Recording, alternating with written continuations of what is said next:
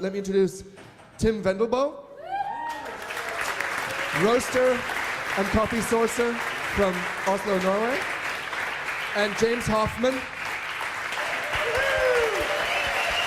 WBC winner as well, owner of... Hey. Can everyone hear us okay? Good? Yes? So this is a little bit different to what we've done in previous years. Yeah. Just to try and wrap up and summarize a little bit more. You had some stuff you wanted to start us off with. Okay. Yeah, I find it interesting that every time we have a chef on the floor here, we almost attack them with why they don't have good coffee. I think we had a very good example of a chef that realizes they don't have it and want to do something about it.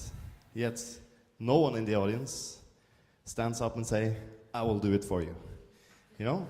No one, yeah, in taking Doug's analogy, no one is happy to see him wanting to do what he does. We're just angry to see him. We're in the kind of, he's not a friendly pet to us, in a way. Doug's words, I don't know where Doug's gone, but that was good. Like, we don't respond in an excited way by, oh, he wants to do a good job. We're like, you suck, why are you doing that? And that last year, I think we saw a little bit of the same thing, where we got a little bit, who was here last year?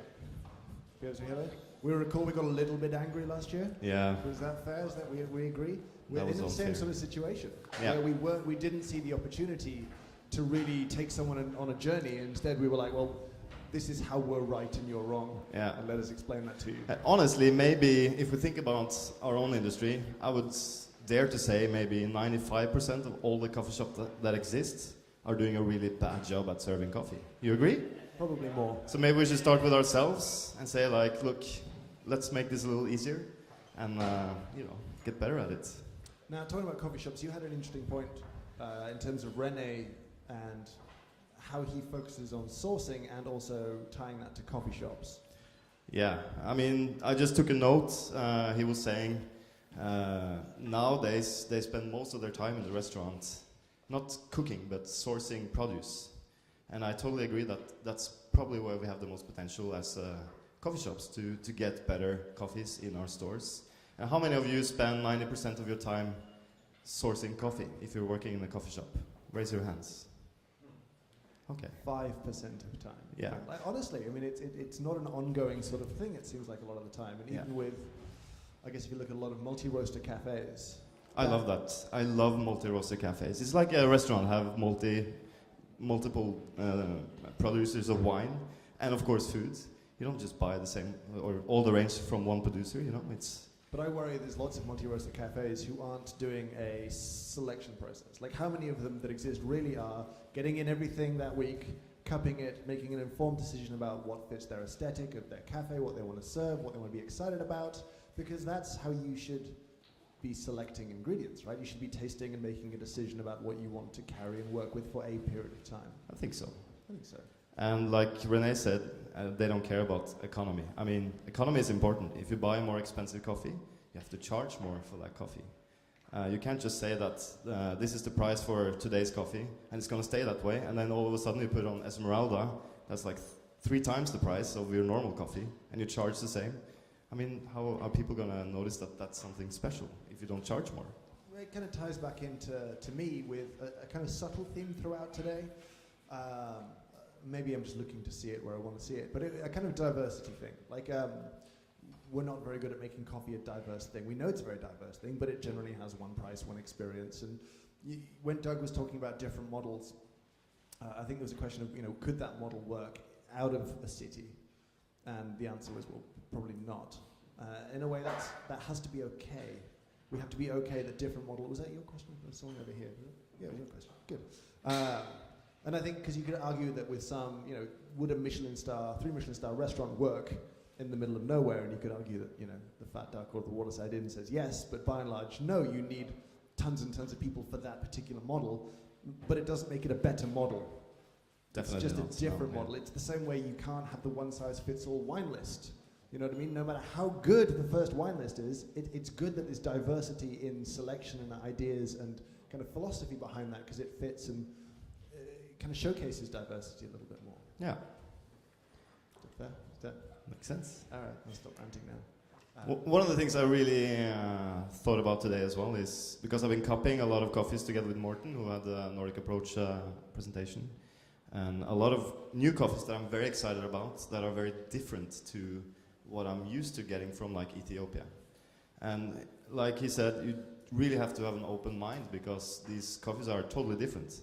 And whenever I think Ethiopia, I always think like, oh, Yirgacheffe, Sidamo, floral, citric. And yet I've had like super juicy berry-like coffees that are more sort of towards Kenya, but then again not. And I think if you want to have more diversity, we have to start, first of all, pay producers more, make sure that we pay them more, charge more for coffee, and make consumers pay more for coffee, because they are the ones who decide whether or not we can do quality or not. I mean, I know how much more it costs to do quality, and if the consumers are not able to pay for it, or don't want to pay for it, it's never going to happen. And if restaurants can charge, like in Norway, they can charge like 50, 60 crowns per cup for a coffee. That's like $10. In the coffee shop, we charge $8. And our coffee is better. There's more work behind it. Yeah, just a side reflection.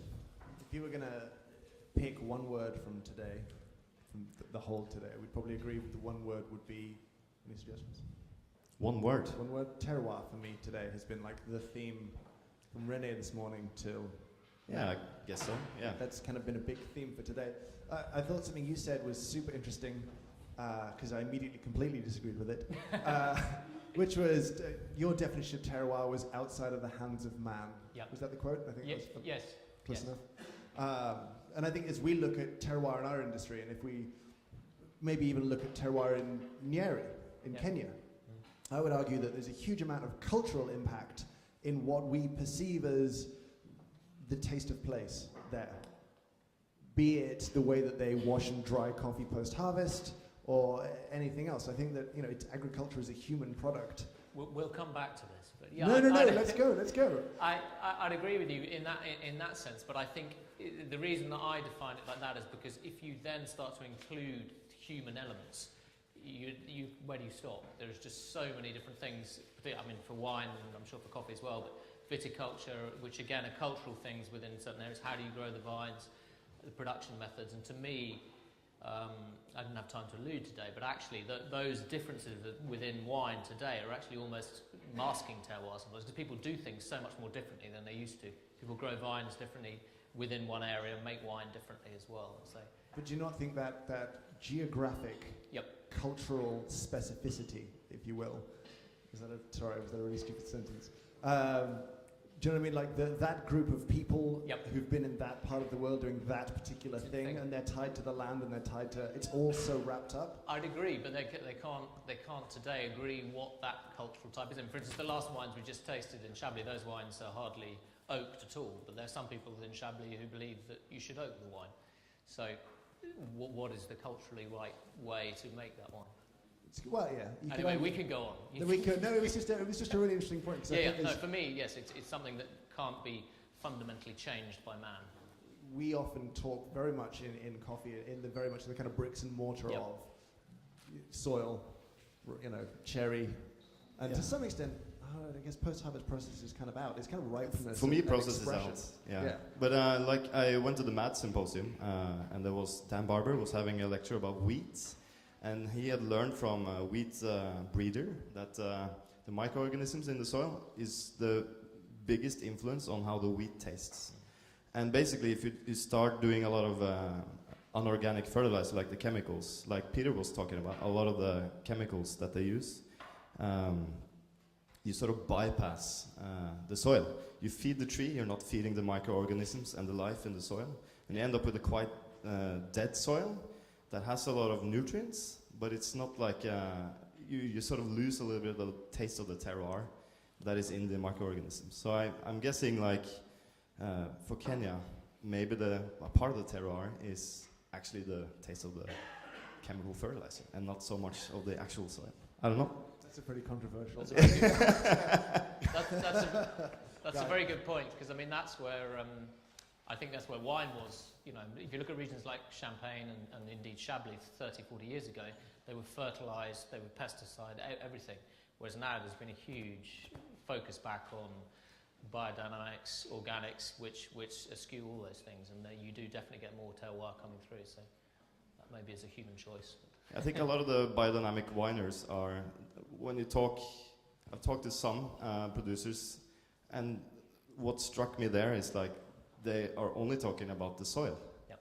They're not talking about the actual vines, which is for me very interesting. In coffee, we talk about varieties. Yep. We don't talk about soil at all.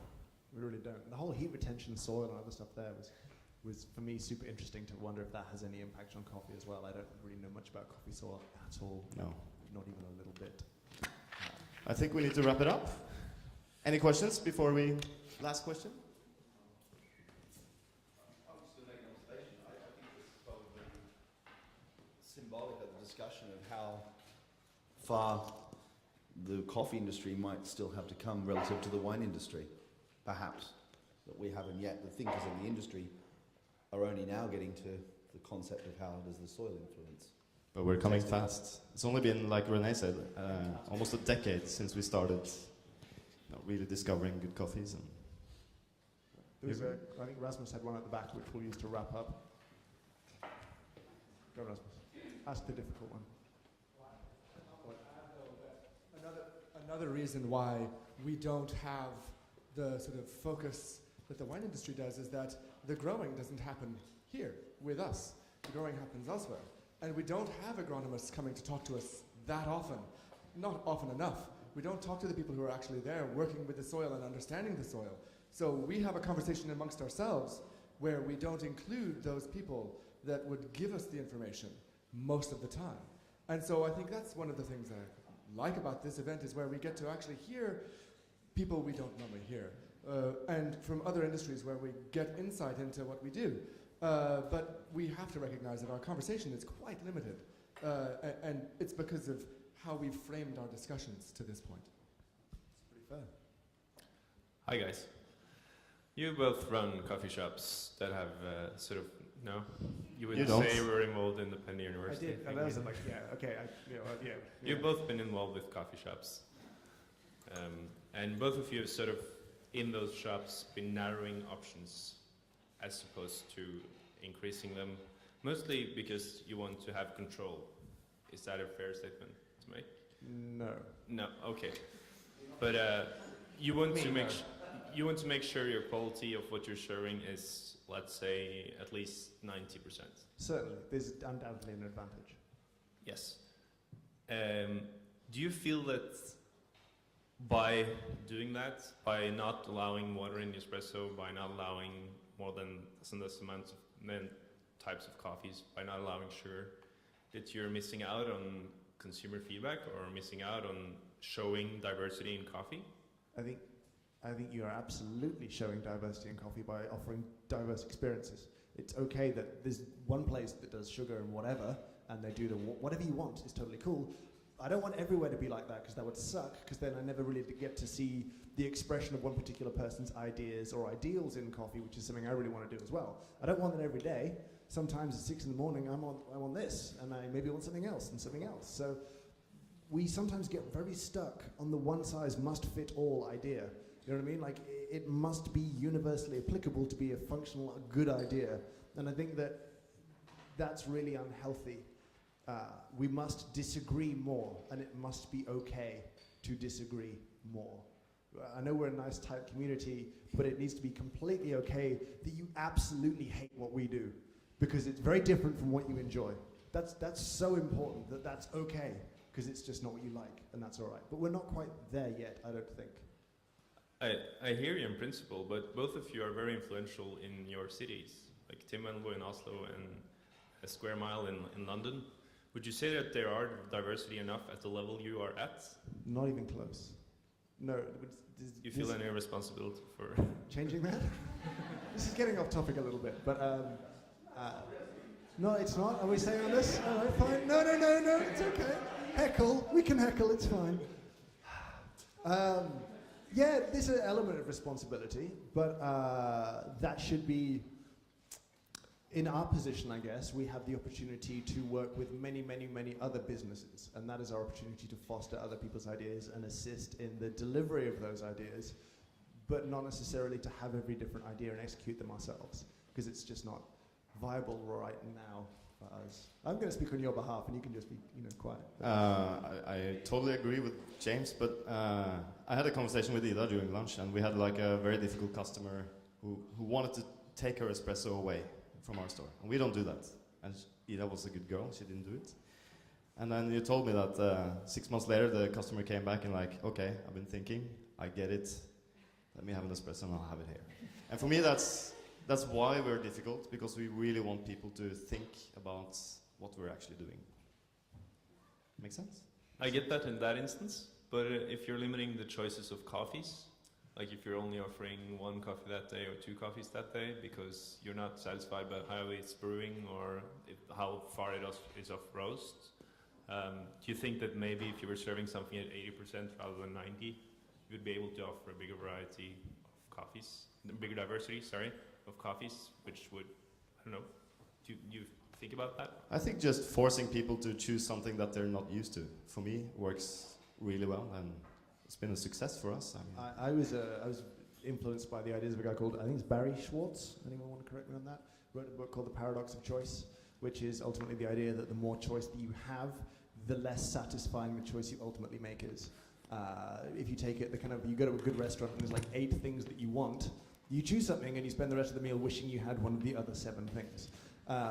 We know that feeling of kind of dissatisfaction because you kind of wanted everything else, and that's kind of my life these days. Like I like everything and I want it all. So just don't give me any choice, and I'm at my maximum happiness because I don't regret not choosing the other things. So I believe that there's simplicity and satisfaction in limited menus because you likely pick something you really want, and you don't mind that you didn't get anything else but that.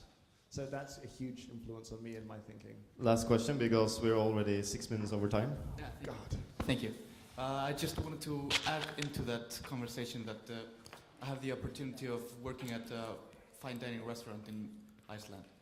And it's been a complete change to alter the expectations of the guests, offering only 1 coffee. And a lot of people are expecting espressos, and we only do French press. And people are really content with just the French press after dinner because that's what we're offering, and they really want a cup of coffee. And I think the environment really has a big effect on the expectations and considering fine dining restaurant versus fast food environment. So yeah, I would agree. All right, shall we wrap this up? I think we need to wrap it up. We'll be here tomorrow as well, so you can heckle James. We can continue this in the coaches and over dinner and. Yeah, I won't be there for dinner, so they will just. Well, thanks. Thanks. Okay, thank you guys.